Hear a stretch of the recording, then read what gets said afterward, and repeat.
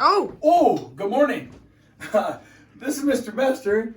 This is my bathroom. For many of you, this is where the story starts and ends for the urinary system. But I want to take you a little bit different adventure today as we work on modeling or building a model of that urinary system. Follow me.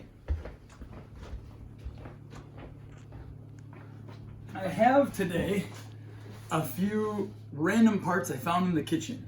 You might recognize, and some of you are already thinking, wait a second, is he going to try to build a model with different parts of or things that are found in the kitchen? The answer is yes. And today we're going to build them not so much on what they look like, but do they act or have the same function as some of the parts of the urinary system? I bring up the urinary system or I use that term instead of the excretory system on purpose. The excretory system really is made up of 4 different systems. And it's a way for our body to remove waste, to maintain, as you learned a little bit about yesterday, to maintain homeostasis, this balancing act, the fine balancing act that has to happen inside our bodies. So we combine the digestive system, which really works to absorb water and nutrients back into the body and get rid of solid waste. We have the urinary system I'm going to talk about today, the respiratory system, which involves the removal of gaseous waste as we breathe that out during respiration, and the integumentary system, which involves the removal of salts and liquids through our body through perspiration, or as you guys know, sweating. Back to the urinary system. Here are a few parts. These you might recognize as straws. More on that in a bit. Some of you use this. I know what I use it for. It works well to separate some things. This looks fun. Again, more on that in a little while. And one of these bad boys known as a colander. Am I saying that right? Colander? Colander. So you get the idea. Well, let's consider what we have to do. We know that in the urinary system, we've got a few critical parts. You'll angle in if you would. We've got some kidneys. We need those. And it's in our kidneys that we're going to have to do something. We have to filter or remove different wastes. So I've got a couple different filters. Here they are. Not bad. It doesn't look like kidneys. We know kidneys have the shape of a kidney bean. That's what it's named after. But we're going today on the function again.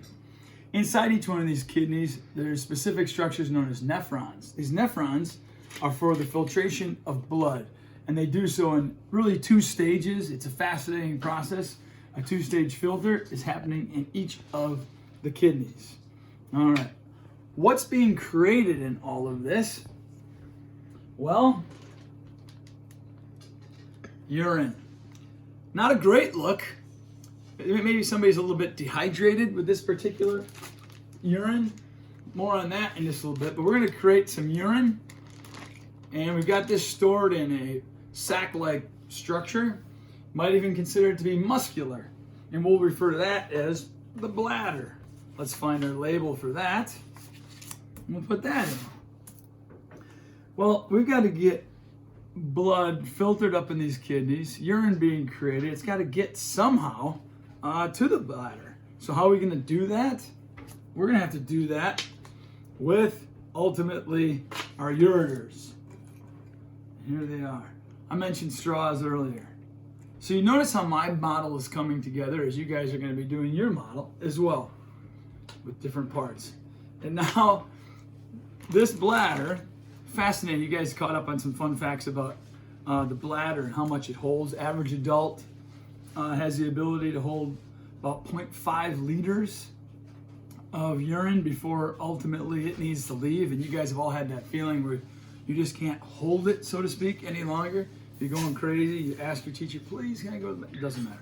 Point being, it only holds that much. We're going to need the urethra. And the urethra, pardon the squiggliness, but it's a straw that ultimately is going to carry urine out of the body.